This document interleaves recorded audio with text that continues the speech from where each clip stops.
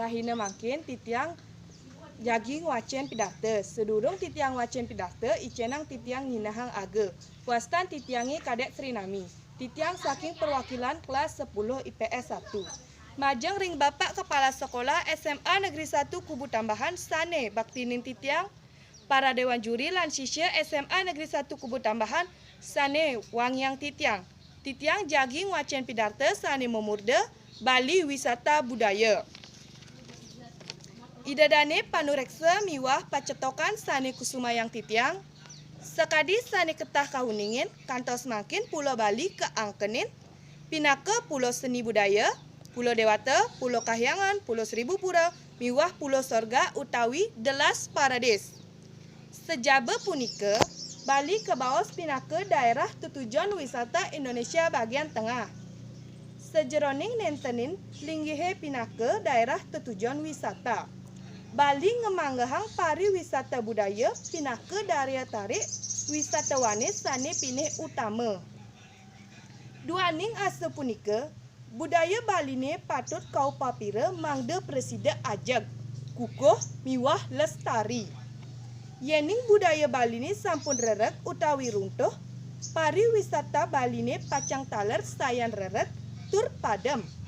Mawinan pewangunan ring Bali, nenten pacang presida memargi antar. Sane makin ngiring baosang. Asa punika tata carane mangda budaya Baline presida ajak kantos kepungkur wengkas. Idadane semeton sarang sami sane wangyang titiang, para jana Baline saking dumun sampun kaloktah, pinaka masyarakat gotong royong.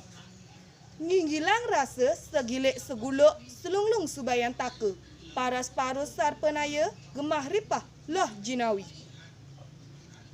Utawi ngelarang kesatuan miwah persatuan mangda presida ngemolihang kesungkertaan. Dasar kauripan puniki raris kemargiang antuk saneka pertama mikukuhang tur ngajegang sangyang agama.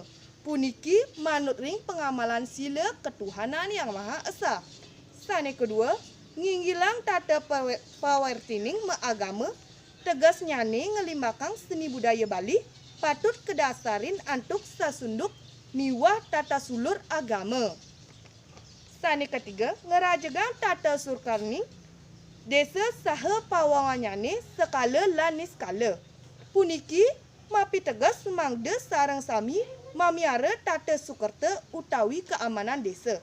Antuk ngemargiang dasing awik-awik desa pakraman sekala miwah niskala. Sane keempat, nyimpangang pengeruh kesusilaan miwah pangupa jiwa. Tegas nyane nenten suruk-suruk melajahang raga. Nelebang daging sastra agama miwah teknologi. Maka bekal keuripan angin ngerereh pangupa jiwa.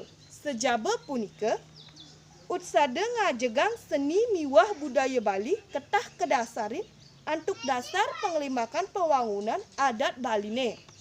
Warisan leluhur sani pinih utama sani kuwastanin ajahan Trihita Karana. Minakadi prahyangan pawongan lan pelemahan. Puput pidarta sane wacenang titiang. Kirang langkung titiang nunas pengampura, titiang puput antuk para mesanti. Om Santi Santi Santi Om.